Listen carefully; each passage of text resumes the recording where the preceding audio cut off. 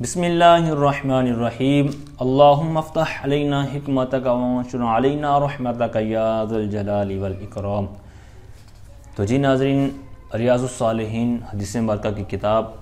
آج ہم سبق نمبر 18 پڑھیں گے۔ کتاب آداب النوم والاضطجاع، سونے کے آداب اور لیٹنے کے آداب۔ اضطجاع کہتے ہیں لیٹنا، سونے اور لیٹنے کے آداب کے بارے میں یہ کتاب ہوگی۔ اسی طرح والقعود، بیٹھنے کے بارے میں، والمجلسی، اور مجلس کے بارے میں، والجلیسی، ٹھیک ہے، جلیس ہم نشین یعنی بیٹھ آپ کے ساتھ جو سنگی ساتھی ہے اس کے جو آداب ہوں گے، والرؤیا، اور خوابوں کے جو آداب ہیں، تو اس حوالے سے یہاں کچھ باتیں ہوں گی۔ تو آئیے سبق شروع کرتے ہیں۔ باب ما یقولہ عند النوم، کہتے ہیں سونے کے وقت کیا کہے، کیا کہنا چاہیے، اس حوالے سے یہ باب ہوگا۔ تو اس کے اندر بھی بہت زبردست اور عمل کرنے والی روایات ہیں جو کہ روزمرہ میں ہم کیونکہ سوتے ہی ہیں، بیٹھتے ہی ہیں، لیٹتے ہی ہیں، مطلب اس طرح کی جو ابھی اوپر میں نے باتیں عرض کی۔ تو سب سے پہلے روایت ہے عن البراء بن عازب رضی اللہ تعالی عنہما قال کان رسول اللہ صلی اللہ علیہ وآلہ وسلم اذا اوى الى فراشہ نام علی شقہ الایمن۔ حضرت سیدنا براء بن عازب رضی اللہ تعالی عنہ سے روایت ہے، آپ فرماتے ہیں کہ رسول پاک صلی اللہ علیہ وسلم جب پناہ لیتے، ٹھیک ہے، جو اوا ہے نا یہ پناہ لینے کے معنی میں ہوتا ہے، لیکن یہاں پر ہم ادباً یہ کہیں کہ جب تشریف لاتے ہیں، یعنی سونے کے لیے، آرام کرنے کے لیے جب سرکار تشریف لاتے الی فراشہ، اپنے بستر پر، نام علی شقہ الایمن، حضور صلی اللہ علیہ وسلم دائیں جانب، شق کہتے ہیں جانب کو، تو ایمن دائیں جانب، ہی ضمیر جائے گی سرکار کی طرف، یعنی حضور صلی اللہ علیہ وسلم اپنی دائیں جانب تشریف فرما ہوتے، ٹھیک ہے۔ نامہ ویسے تو مانا نا سونا، لیکن ابھی چونکہ سرکار لیٹ رہے ہیں کیونکہ دعا پڑھنی آگے، تو ابھی لیٹنے کا معنی کریں گے، تو سرکار سوتے یا لیٹتے مطلب دائیں جانب، تو پھر کیا اللہ کی بارگاہ میں عرض کرتے اللہم اسلمت۔ ہمیں تو یہ دعا یاد کرنی چاہیے عربی کے اندر، ٹھیک ہے نا، عربی میں مطلب پڑھنی، لیکن یہاں میں ترجمہ کر دیتا ہوں، اے اللہ اسلمت، میں سپرد کرتا ہوں نفسی، اپنی جان کو، الیک، تیری بارگاہ میں، ووجہت وجہی، اور اپنا چہرہ جھکاتا ہوں، ٹھیک ہے، تیری بارگاہ میں، وفوضت، اور میں سپرد کرتا ہوں امری، اپنے جو معاملات ہیں ان کو، اپنے معاملے کو تیری بارگاہ میں پیش کرتا ہوں، والجأت ظہری الیک، اور میں پناہ میں دیتا ہوں اپنی پشت کو، یعنی تیری پناہ میں اپنی پشت کو بھی میں دیتا ہوں، رغبتاً و رہبتاً، یہ ساری باتیں کس وجہ سے ہیں؟ فرمایا رہبتاً، یہ محبت کی وجہ سے مولا کریم، و رہبتاً الیک، تیری محبت اور تیرے خوف کی وجہ سے ہے کہ تو بے نیاز ہے، لا ملجا، کوئی ملجا نہیں ہے، یعنی پناہ کی جگہ نہیں ہے، ولا منجا، ٹھیک ہے، اور نہ کوئی جائے نجات ہے، ٹھیک ہے، نجات والی جگہ بھی تیری ہی بارگاہ میں ہے، اور پناہ والی بھی، یعنی پناہ بھی مانگنی ہے وہ بھی من کا، یعنی تیری بارگاہ میں، الا الیک، مطلب یہ حصر کر دیا، یعنی تیری ہی بارگاہ میں پناہ ہے اور نجات کی جگہ ہے۔ آمنت بکتابک الذی انزلت ونبیک الذی ارسلت، میں اس کتاب پر ایمان لاتا ہوں جو تو نے نازل کی، اور اس نبی پر جس کو تو نے ارسال کیا، یعنی بھیجا۔ اس کو امام بخاری نے روایت کیا ہے، کہتے ہیں بہذا اللفظ فی کتاب الادب من صحیح، یہ جو لفظ ہیں کہتے ہیں ان کی جو کتاب الادب ہے تو اس میں من صحیح، یعنی اس کی صحیح میں سے جو کتاب الادب ہے اس کے یہ الفاظ ہیں، اور انہی سے روایت ہے، فرماتے ہیں کہ سرکار نے مجھ سے فرمایا کہ اذا اتیتا مضجعک،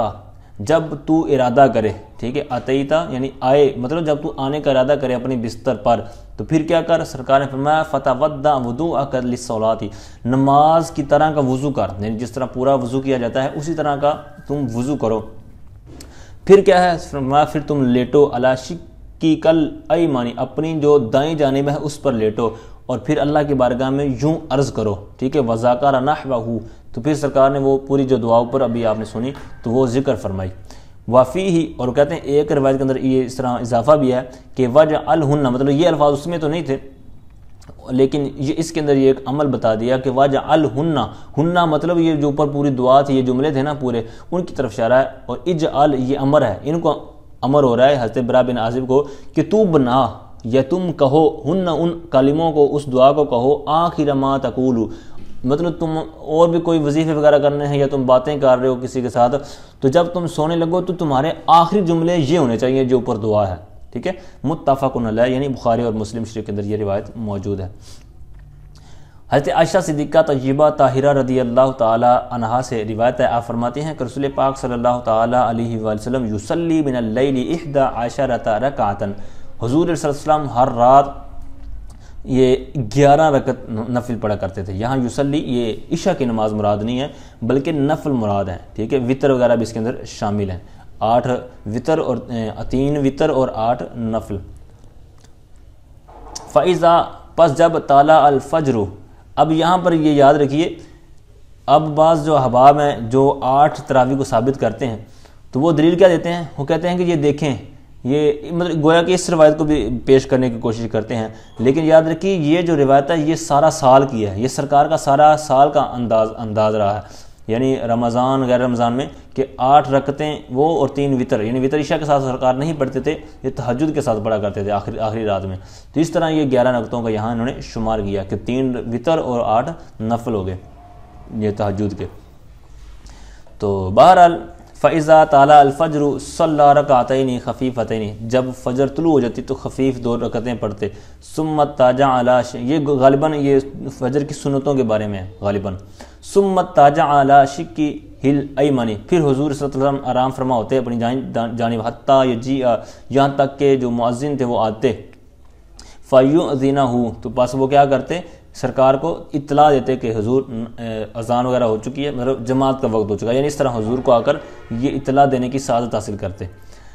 حضرت حذیفہ بن یمان رضی اللہ تعالی عنہ سے روایت ہے، آپ فرماتے ہیں کہ رسول پاک صلی اللہ علیہ وسلم تھے، کیا تھے، کہتے ہیں اذا اخذ مضجعه من اللیل، جب رات میں اپنے بستر پر تشریف لاتے، وضع یدہ تحت خدہ، اچھا اوپر کی روایتوں کے اندر صرف دائیں جانب لیٹنے کا ذکر تھا، اب ایک مزید اضافہ کر رہے ہیں کہ سرکار رکھتے اپنا ہاتھ اپنی رخسار کے نیچے رکھتے، ٹھیک ہے، مطلب اپنا ہاتھ رکھ کر یوں لیٹتے، پھر یوں اللہ کی بارگاہ میں عرض کرتے، جو مشہور دعا ہے، اللہم، اے اللہ، بسمی کا، بسمی کا بعض لوگ پڑھتے ہیں، درست یہ ہے جو آپ نے پڑھا بھی کہ اللہم بسمی کا، اے اللہ تیرے نام کے ساتھ، بسمی باب معنی ساتھ، اے اللہ تیرے نام کے ساتھ، اموتو، میں مطلب سوتا ہوں، ٹھیک ہے، ویسے تو معنی میں مرتا ہوں، ٹھیک ہے، لیکن مطلب سوتا ہوں، کیونکہ یہ جب بندہ مرتا ہے تو گویا کہ سوتا ہے، اسی طرح جب سوتا ہے تو گویا کہ مرتا ہے، یعنی آپس میں ایک ہی معنی میں ہے، بندہ جب سوتا ہے تو یہ نیند بھی یہ گویا کہ موت ہے، وَآحْیَا، یعنی تیرے نام کے ساتھ میں مرتا ہوں اور زندہ ہوتا ہوں، لغوی معنی اس کے یہ بنیں گے، اور جب سرکار بیدار ہوتے، استیقظ بیدار کے معنی میں، تو سرکار کیا دعا کرتے، الحمدللہ، تمام تعریفیں اس اللہ کے لیے ہیں، الذی احیانا، جس نے ہمیں زندگی دی، دوبارہ زندہ کیا، بعد ما اماتنا، بعد اس کے کہ اماتنا، اس نے ہمیں مارا تھا، مطلب ہم سو گئے تھے، گویا کہ وصال کر گئے تھے، تو اس کے بعد اللہ تعالیٰ نے ہمیں دوبارہ زندہ کیا، اٹھایا، وَإِلَيْهِ النُّشُورُ، اور اسی کی طرف پلٹنا ہے، ٹھیک ہے، لوٹنا ہے۔ اس کو امام بخاری نے نقل کیا ہے، روایت کیا ہے، وَأَنْ يَعِيشَ بْنِ تخفۃ الغفاری رضی اللہ تعالی عنہ، حضرت یعیش بن تخفہ رضی اللہ تعالی عنہ سے روایت ہے، فرماتے ہیں کہ میرے والد گرامی نے فرمایا، کیا، بینما انا مضطجع فی المسجد علی بطنی اذا رجل یحرکنی برجلہ،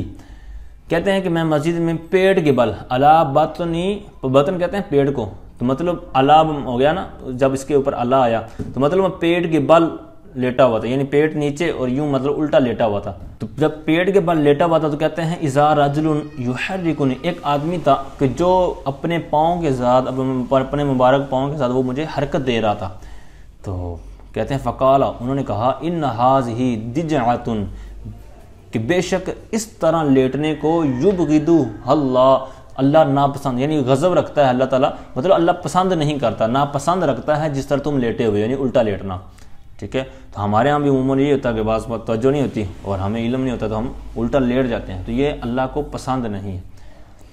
تو ہر وقت اللہ کی پسند والے اور اس کے حضور آخری نبی صلی اللہ علیہ وسلم کی پسند والے کام کرنے چاہیے، اور تو ہمارے پاس عمل ہے نہیں، اس طرح چھوٹی چھوٹی باتوں پر عمل کریں گے تو انشاءاللہ اللہ تعالیٰ کی رحمت حاصل ہوگی۔ تو کہتے ہیں یہ جب میں جملہ تو سن لیا تو ابھی میں نے توجہ نہیں کی تھی کہ یہ کون ہے. کہتے ہیں قال فنظرت، کہتے ہیں جب میں نے نظر اٹھائی، جب دیکھا تو کہتے ہیں فاذا رسول اللہ صلی اللہ علیہ وسلم، وہ تو حضور صلی اللہ علیہ وسلم کی ذات مبارک تھی. ٹھیک ہے، تو یہ اس کو امام ابو داؤد نے صحیح اسناد کے ساتھ روایت کیا ہے. آگے حضرت ابو ہریرہ رضی اللہ تعالی عنہ سے روایت ہے کہ سرکار دو عالم صلی اللہ علیہ وسلم نے ارشاد فرمایا من قعد مقعدا، جو کسی جگہ بیٹھا، یعنی کسی مجلس میں کہیں بھی جا کر بیٹھ گیا، لم یذکر اللہ تعالی فیہ، لیکن اس مجلس میں اس نے اللہ تعالیٰ کا ذکر نہیں کیا، کوئی بھی ذکر و اذکار، کوئی نیکی کی دعوت، کوئی اس طرح کا معاملہ نہیں کیا، مطلب فضول غفلت والی جگہ اس نے وہ جو اس کا بیٹھنا ہوا کسی مجلس کے اندر، یعنی کسی بھی جگہ اس نے ٹائم دیا، خود بیٹھا یا کسی کے ساتھ بیٹھا، تو جس کا انجام کیا ہوگا؟ کہتے ہیں فرمایا کہ کانت علیہ من اللہ تعالی تیراتن، یہ اس کے لیے ہوگا اللہ تعالیٰ کی طرف سے عذاب. ٹھیک ہے، عذاب کے حاشیے جو تیراتن کا حاشیہ ہے، اس کے نیچے انہوں نے نقص اور حسرت لکھا ہے، یعنی اس کے لیے نقصان کا باعث ہوگا. مطلب ایک ذرے کا اس کو جب قیامت دن پتہ چلے گا کہ میں نے کیا کیا ہے،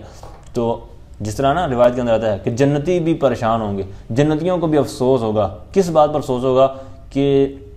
انہوں نے جو دنیا کے اندر غفلت میں یا نیکیاں نہیں جن وقتوں کے اندر کی، جن اوقات کے اندر، تو اس پر وہ افسوس کریں گے کہ کاش ہم نے اس وقت نیکیاں کی ہوتی، تاکہ آج جو بڑے بڑے لوگوں کو مرتبے مل رہے ہیں، بڑی بڑی منزلیں اور درجے مل رہے ہیں، تو ہمیں بھی ہمارے بھی درجے بڑھ جاتے.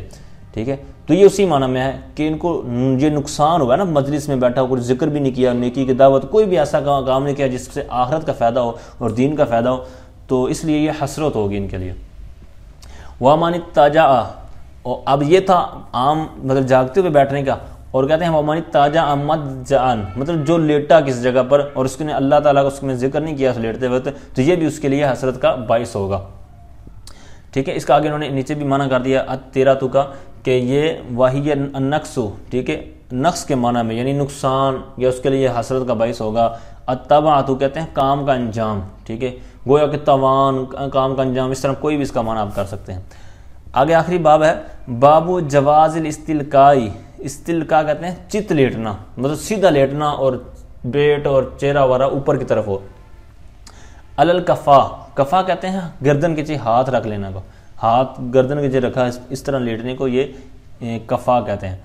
تو اس کے جائز ہونے کا باب ووضع احدى الرجلین علی الاخرى، ایک ٹانگ، دو ٹانگوں میں سے ایک ٹانگ کو دوسرے پر رکھنا، اس کے بھی جواز کا باب. جبکہ کہتے ہیں لم یخف، خوف نہ ہو. کس کا خوف نہ ہو؟ کہتے ہیں اذا لم یخف انکشاف العورت، جبکہ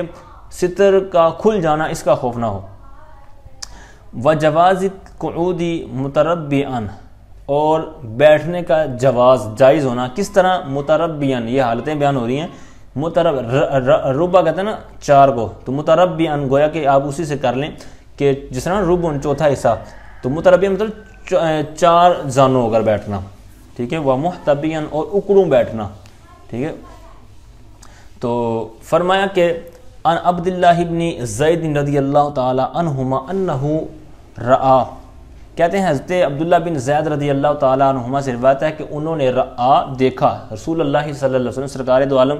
صلی اللہ علیہ وآلہ وسلم کو انہوں نے ایک جگہ دیکھا، زیارت کی، ملاحظہ کیا. کس انداز میں؟ کہتے ہیں مستلقیاً فی المسجد، سرکار مسجد کے اندر چت آرام فرماتے. وادیاً احدى رجلیہ علی الاخری، اس حال میں کہ سرکار نے ایک ٹانگ مبارک کو دوسری پر رکھا ہوا تھا. یہ بھی متفق ہے. وعن جابر بن سمرۃ رضی اللہ تعالی عنہ قال کان النبی صلی اللہ علیہ وسلم اذا صلی الفجر تربع فی مجلسہ حتی تطلع الشمس حسنا. حضرت جابر بن سمرہ رضی اللہ تعالی عنہ سے روایت ہے کہ رسول پاک صلی اللہ علیہ وسلم جب نماز فجر سے فارغ ہو جاتے، مطلب پڑھ لیتے، فارغ ہو جاتے، تو پھر چار زانوں ہو کر اپنی مجلس میں بیٹھتے یہاں تک کہ سورج اچھی طرح حسنا، اچھی طرح طلوع ہو جاتا. ٹھیک ہے، تو یہ حدیث صحیح ہے، اس کو امام ابو داود نے اور ان کے علاوہ نے صحیح سند کے ساتھ اس کو روایت کیا ہے. حضرت عبداللہ ابن عمر رضی اللہ تعالیٰ عنہ سے روایت ہے، فرماتے ہیں کہ رسول پاک صلی اللہ علیہ وسلم کو میں نے دیکھا بفناء الکعبۃ، کعبہ کا جو صحن تھا، فنا کہتے ہیں صحن کو،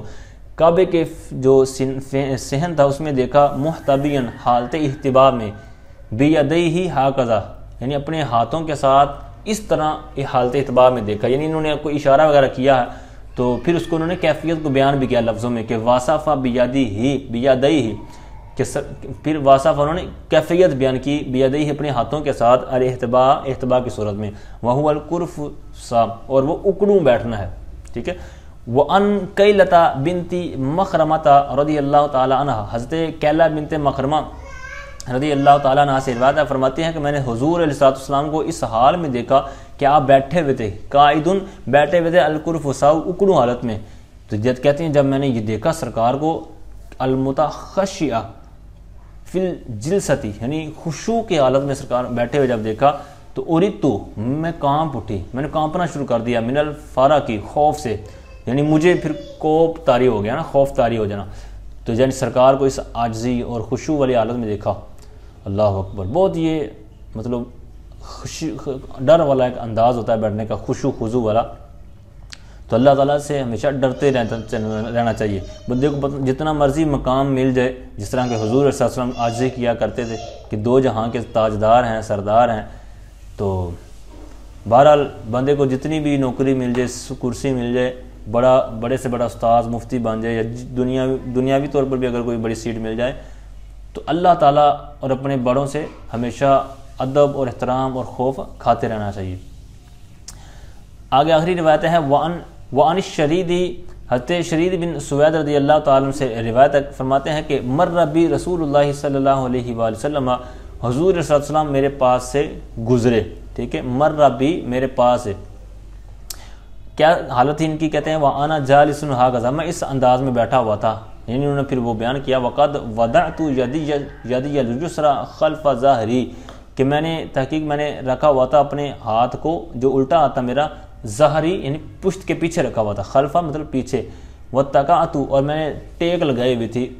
عَلَىٰ عَلْيَةِ يَدَيْهِ، اپنے جو ہاتھ تھا کہتے ہیں اس کی علیہ کہتے ہیں پشت کو، تو پشت کے اوپر میں نے ہاتھ رکھا ہوا تھا، اپنے ہاتھ کی پشت پر۔ فقال، تو سرکار نے فرمایا اَتَقْعُدُ قِعْدَةَ الْمَغْضُوبِ عَلَيْهِمْ، آج جو شروع میں لکھا نا اَتَقْعُدُ، حمزہ استفہام کا ہے، کیا تو بیٹھتا ہے، قِعْدَةَ ان لوگوں کی طرح بیٹھتا ہے، المغضوب علیہم جن پر غضب کیا گیا ہے، المغضوب یہ مفعول کا صیغہ ہے، ٹھیک ہے،